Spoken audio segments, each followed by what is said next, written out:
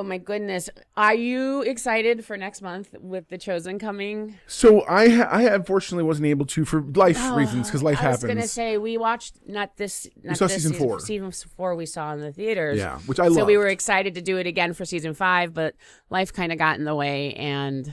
Right, and I didn't get a chance to see that in the theaters, but I know that I'm excited because they're going to be coming out. I think it was like June 15th. I don't know. Don't quote me on that one. No, that's fine. But it's definitely in June. So one of the things I was wondering was, what is your thought? Why do you think this series resonates as much as it does? I think it's because it's making the Bible look real. Yeah. Does that make sense? Like Sure. like the apostles that are in The Chosen, you Right. see the human side of them.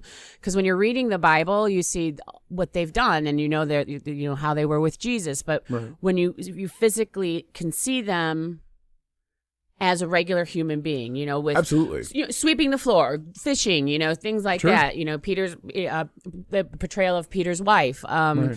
how she kept house. It's like, oh yeah, they actually still did that. Sure. The traditions, I think it's not so much the traditions of the Jewish people, but how the apostles tried very hard to keep rules, and I think Sure. well, those are cultural things that I really think has given the yeah, show, that's exactly. It's given the show its texture in a way that I feel Texture, I like that. I feel like the one, so, and I've mentioned this before, and it's not any secret, but I really do appreciate that they did this.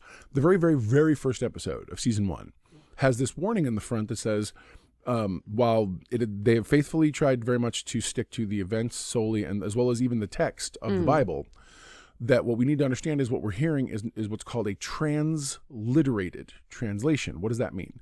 Transliterated means if you hear them talking like normal, colloquially, the way we would talk. The way we talk, sure. And then by that I just mean relaxed. They're not speaking formally and blah blah blah like you might hear in those old like Charlton Heston movies. No, Okay.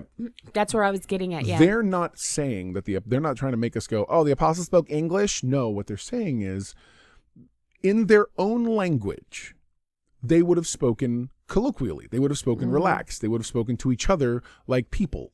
Right. They wouldn't have spoken like big, haughty when you're writing something for whatever, scripture, so to speak. Now, mind you, when you get to moments that are actually written of in the Bible, they're fairly faithful on the text. Yeah. And I do dig that. When we see Jesus, throughout the series, it's actually lines from the Bible, Right. It presented appropriately. That's what I meant by human. It's like they just, hey, what's going on, Right. and they would have said that in their own language. Yeah, absolutely. I love the fact that when you do see those moments, it's almost like the show itself decides to pay a little bit more respect in those moments. Not that they're not paying respect the rest of the time. Right. So, like, for instance, what I do, another thing I enjoy is we're not seeing, because we've already seen those other stories. We've seen the stories of all, we've seen the temptation of Christ, we've seen the passion of the Christ, we've seen all those things. They're showing us things on the outer periphery. Right. They're showing in between the lines almost. Right. And specifically what you were talking about, they show us the culture, what was happening in the culture at the time. And that's a big, big, very important sort of, oh, wow, that's interesting. Okay. You know what I mean? How they celebrated Purim. Right. That was all those things. Yeah.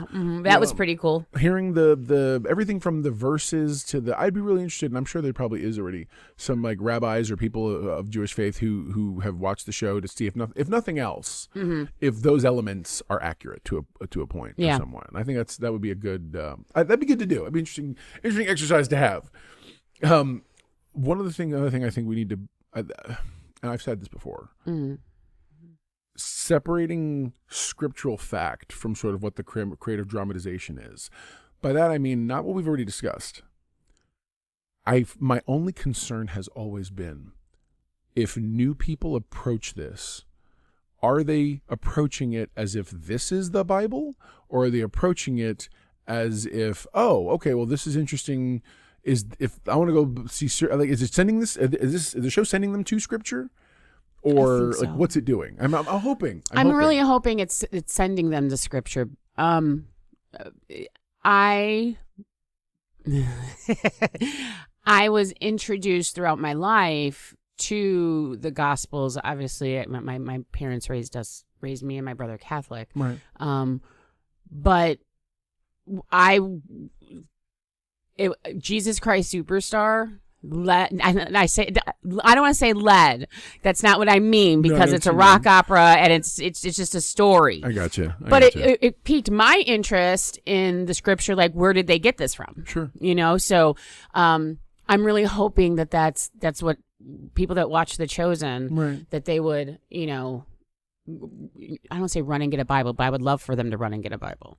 And a lot of this, it's based off of Matthew's gospel. Yeah. So, and that's an easy, I like Matthew's gospel. John's my favorite gospel, but ever since watching The Chosen, I'm like, okay, Matthew's gospel is pretty cool. We're totally picking teams. Totally picking teams here out of the 4.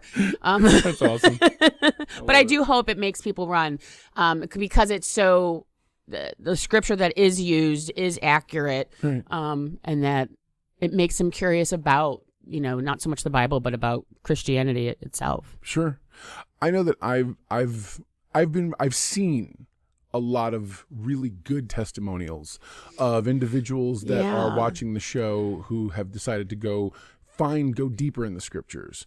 I know that Natalie was telling me about there's a TikToker she watches who he wasn't saved and isn't a Christian, and she's not assuming anything else. Right. But that they had begun seeking, they had begun going to church, they began reading their Bible, they began watching what they say, they started watching The Chosen, and and it made them want to go deeper into the scriptures.